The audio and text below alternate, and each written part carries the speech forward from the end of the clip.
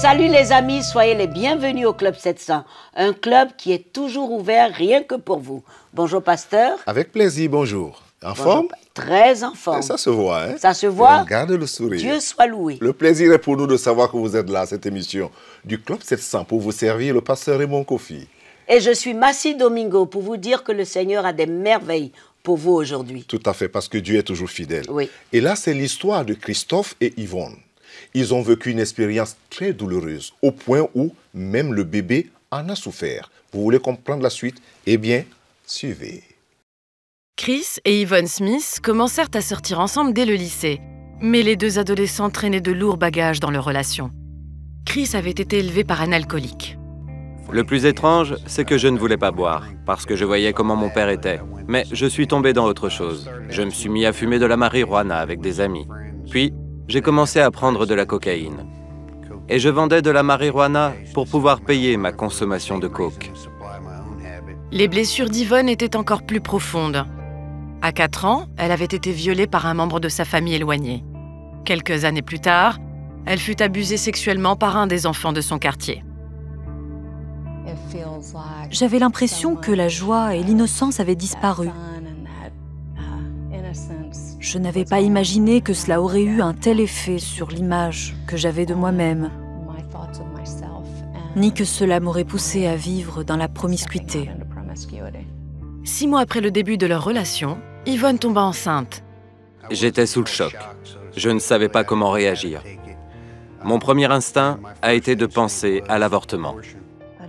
Mais dès que j'ai senti le bébé bouger en moi, l'instinct maternel s'est réveillé et je suis toujours émerveillée que si jeune, j'ai pu aimer autant cet enfant. Après la naissance de leur fille Christy, le couple décida de se marier. Yvonne était devenue épouse et mère avant la fin du lycée. Chris abandonna ses études pour payer les factures. Très vite après le mariage, Yvonne commença à se droguer avec Chris. Cela atténuait les sentiments de haine contre moi-même que j'avais eus toute ma vie. Puis tout s'est envenimé, tout s'est dégradé. Chaque vendredi, nous emmenions notre vendeur dans un quartier horrible, vraiment horrible. Et ma petite fille était sur la banquette arrière. Là, nous préparions nos sachets pour nos petites affaires. Et pour vous dire la vérité, j'étais sans doute trop défoncé pour comprendre la portée de ce que je faisais quand je la mettais dans de telles situations. 2 ans après leur mariage, leur relation tombait en morceaux. Je me sentais horrible. Je ne voulais pas lui parler. Je ne voulais plus me confier à lui.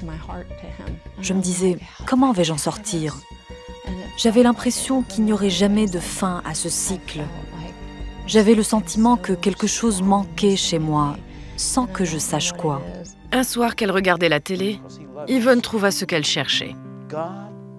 Je me suis réveillée au milieu de la nuit. Il était 2h30 du matin et je ne pouvais pas dormir. Alors j'ai allumé la télé et passé les chaînes en revue. J'ai vu le visage d'un homme à l'écran qui reflétait la paix. Il avait l'air de connaître quelque chose que je n'avais jamais connu. Yvonne regarda le Club 700 3 soirées de suite. Il a pointé son doigt devant lui en disant « Il y a quelqu'un maintenant qui regarde et qui a besoin de savoir combien Dieu l'aime. Il faut accepter Jésus. Demandez-lui d'entrer dans votre cœur et il le fera maintenant. » J'ai fait cette prière et j'ai su dans mon cœur que tout était différent. Yvonne se mit à fréquenter une église et cessa de se droguer. Cependant, Chris n'était pas ouvert à sa nouvelle foi.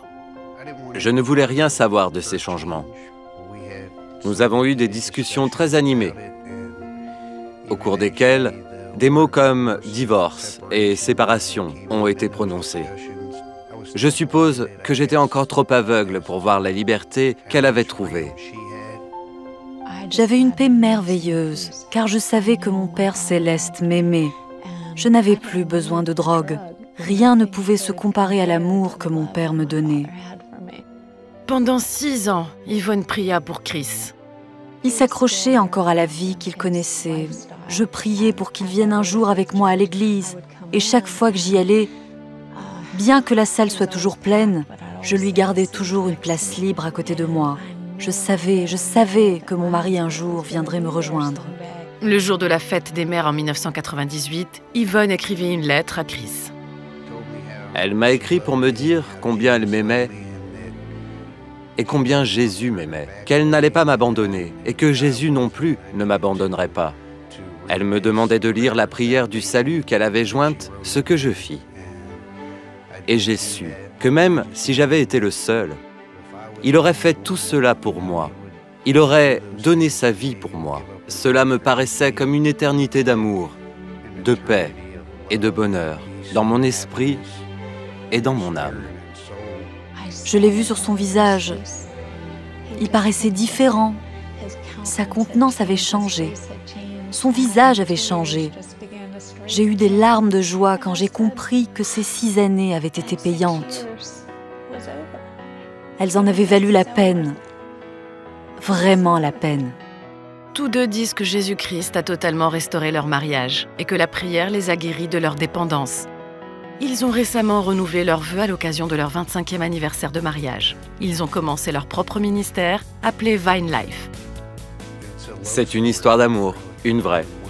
Une fois que nous nous sommes donnés à Jésus, nous avons pu grandir ensemble dans un amour unique, dans son amour. N'abandonnez jamais. Ça en vaut la peine. C'est plus précieux que tout ce qu'on peut imaginer. Avoir un mariage qui est si bon pour vous et pour vos enfants, s'il a pu le faire pour moi, il peut le faire pour tout le monde.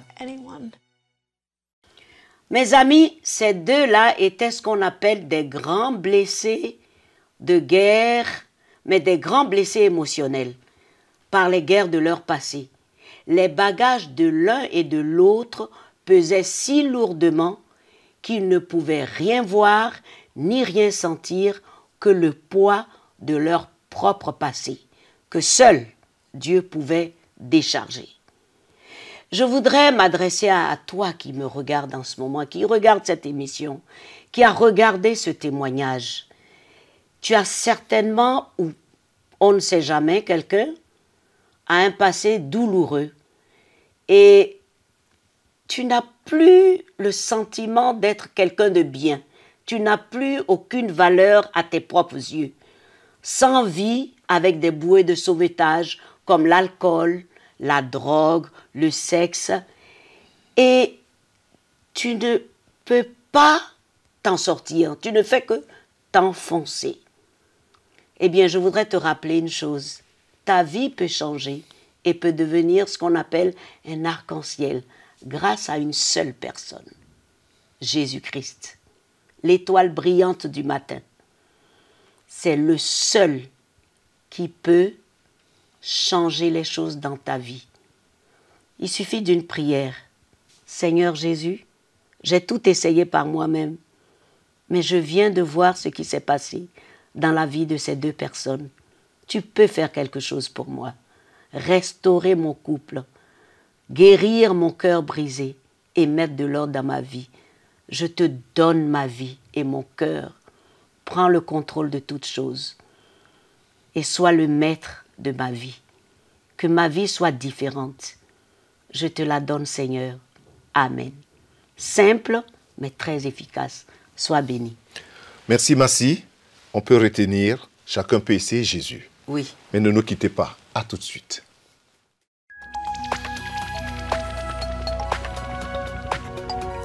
Si vous avez des questions spirituelles, des besoins de prière ou même si vous avez besoin de conseils, n'hésitez pas à nous contacter aujourd'hui à cette adresse ou au numéro suivant. Nos conseillers sont là pour vous aider. N'oubliez pas, nous sommes là pour vous.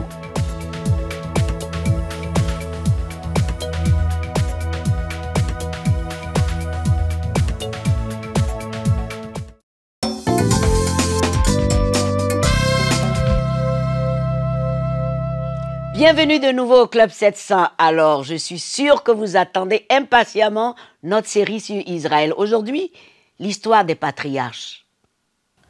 Merci les amis. Comme promis, Dieu a été fidèle envers nous. N'est-ce pas, Pasteur Luc? Toujours. De se retrouver encore de nouveau cette semaine avec le Club 700 pour parler d'Israël et tout ce qui est attaché au peuple juif. Merci d'être là. Merci à vous. Et ça a été? Très bien, merci. Tout à fait. Alors nous allons reprendre le sujet de nouveau sur Israël, l'attitude et puis beaucoup d'autres choses qui concernent Israël et le peuple juif aujourd'hui. Et je le disais déjà et je le dis encore, de nombreuses questions sont posées ou seront posées à l'Église. Que cette Église soit en Europe, en Amérique, en Asie, en Afrique ou partout ailleurs. Et l'Église devait répondre. Et quand je parle de l'Église, je parle des chrétiens. Par exemple, Pasteur Luc, est-ce que Dieu agit-il encore dans l'histoire du peuple d'Israël aujourd'hui? Pour moi, c'est très clair que Dieu est toujours à l'œuvre, de toute façon, puisqu'il ne change pas. Jésus ne change pas. Il est le même hier, aujourd'hui, éternellement.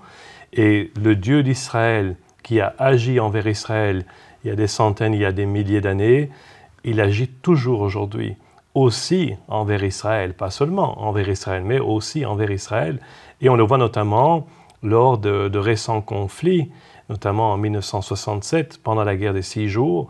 Il y a des témoignages qui ont démontré que Dieu lui-même est intervenu d'une façon surnaturelle, qu'il y a des anges qui sont apparus aux armées ennemies qui voulaient détruire Israël, et que donc c'est de façon surnaturelle que Dieu est intervenu pour de nouveau libérer son peuple et lui donner la victoire sur ses ennemis. C'est vrai que dans l'histoire, il y a des événements qui en parlent beaucoup.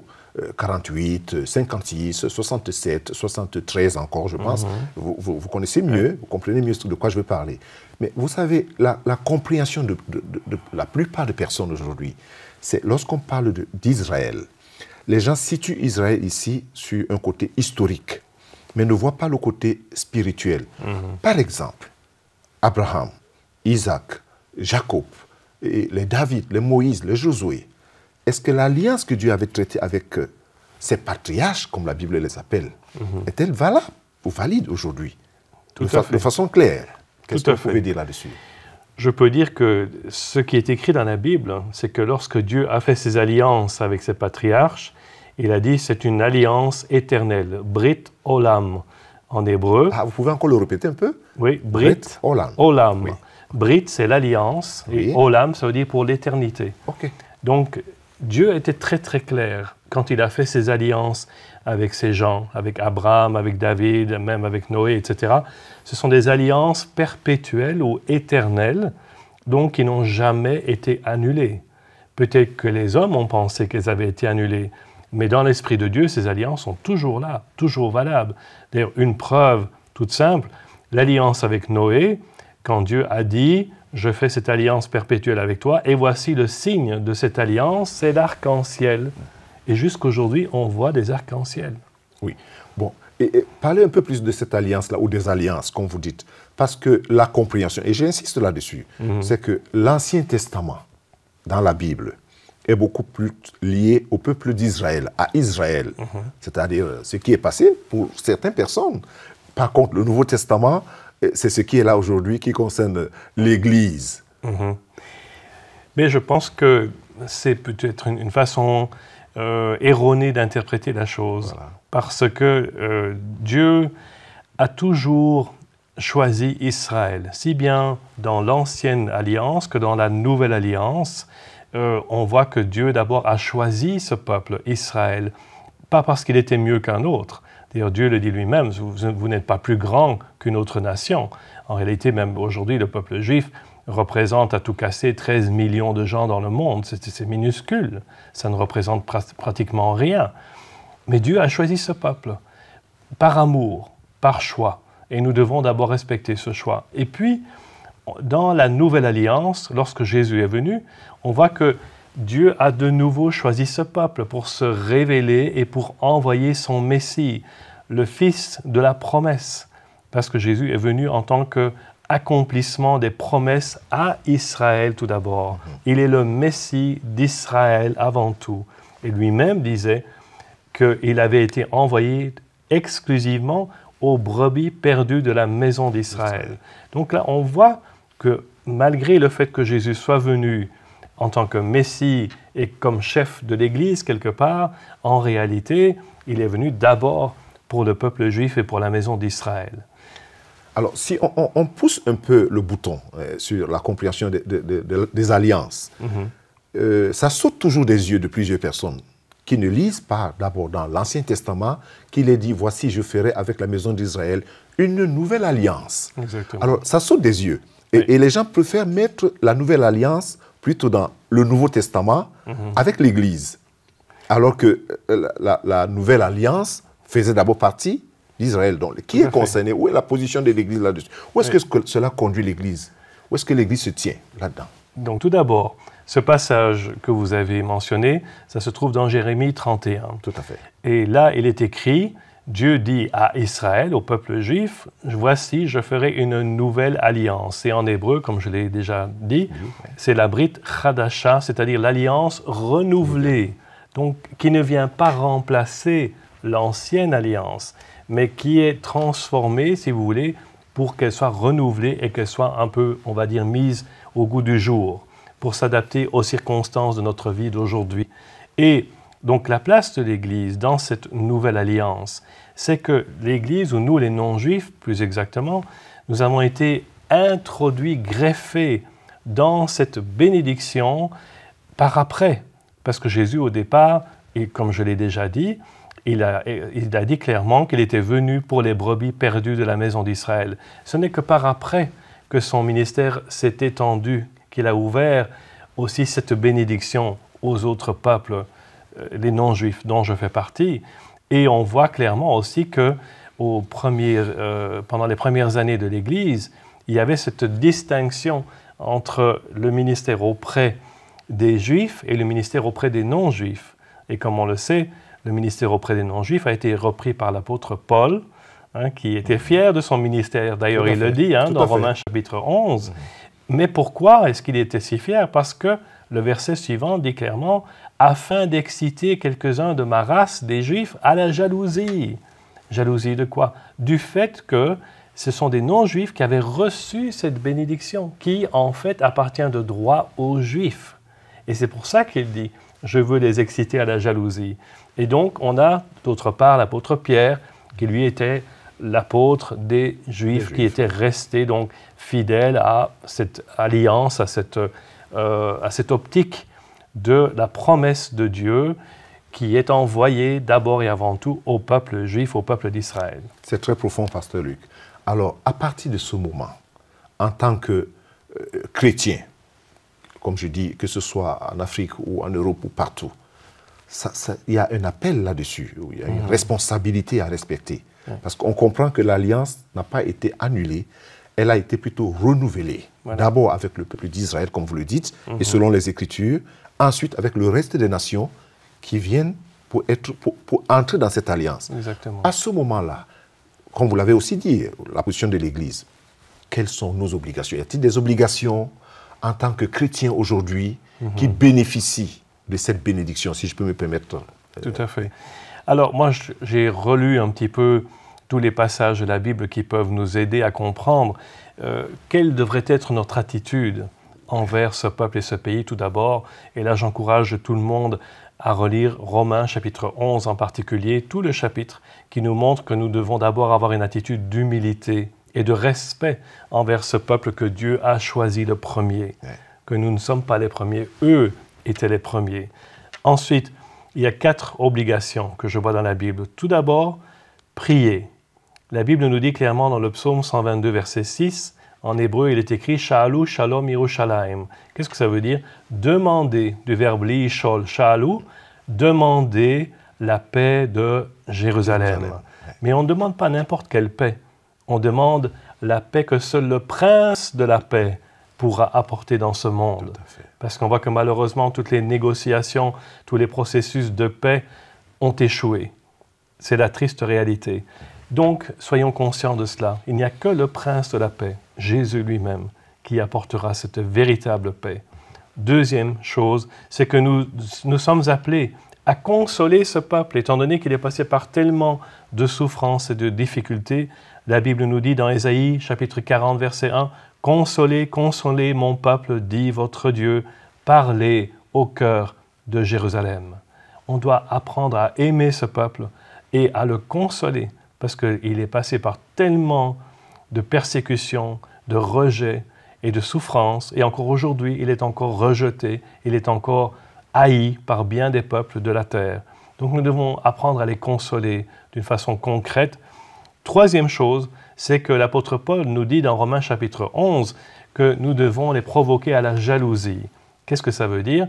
Ça veut dire qu'on devrait leur faire comprendre que ce que nous avons reçu en tant que chrétiens, le salut, la bénédiction, la paix de Dieu, tout ça sont des choses qui leur appartiennent. Parce que c'est leur Dieu que nous servons. Nous servons le Dieu d'Israël. Ouais. Donc, on devrait les rendre jaloux en leur montrant, vous voyez, nous avons toutes ces bonnes choses et c'est grâce à vous. En fait, ces choses vous appartiennent. Et quatrième chose, rapidement, la Bible nous dit concrètement que nous devrions être prêts à soutenir ce peuple lorsqu'il est dans le besoin matériel. Romains chapitre 15, verset 26, l'apôtre Paul dit « La Macédoine et l'Achaïe ont bien voulu s'imposer une contribution en faveur des pauvres parmi les saints, c'est-à-dire les croyants de Jérusalem. Elles l'ont bien voulu, verset 27, et elles le leur devaient. Car si les non-juifs ont eu part à leurs avantages spirituels, ils doivent aussi les assister dans les choses temporelles ou matérielles. » Et ça, c'est tout un programme. Tout un programme, comme vous dites.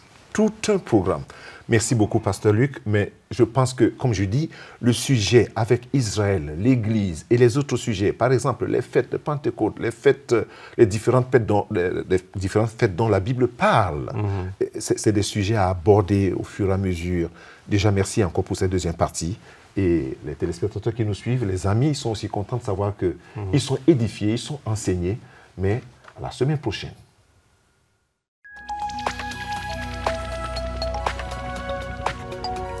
Si vous avez des questions spirituelles, des besoins de prière ou même si vous avez besoin de conseils, n'hésitez pas à nous contacter aujourd'hui à cette adresse ou au numéro suivant. Nos conseillers sont là pour vous aider. N'oubliez pas, nous sommes là pour vous.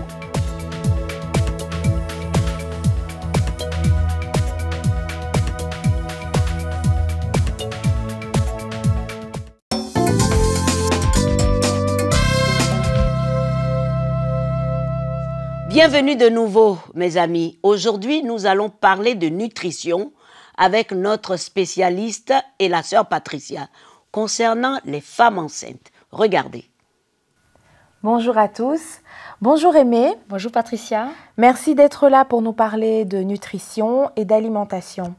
Alors premièrement, pour une femme enceinte, quels sont les aliments qu'il faut privilégier ? Une femme enceinte doit manger équilibré comme toute autre personne. Donc, une alimentation saine et équilibrée.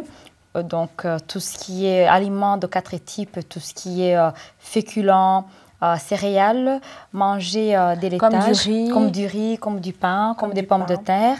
Donc, tout ce qui est source d'énergie. Donc, elle doit manger des fruits et légumes. Oui, on a quelques exemples ici. C'est tout ça, comme fruits et légumes, pour sourcer des vitamines et des minéraux. Elle doit manger de laitage, du lait de laitage, donc comme ici de yaourt. Du yaourt, du lait. Donc, manger de la viande, source de protéines. Donc pour de la volaille. De la volaille, du poisson. Du poisson, oui. C'est très bon le poisson. Hein. Oui, c'est très très bon. En tout cas, c'est bon pour la femme enceinte et pour son enfant aussi.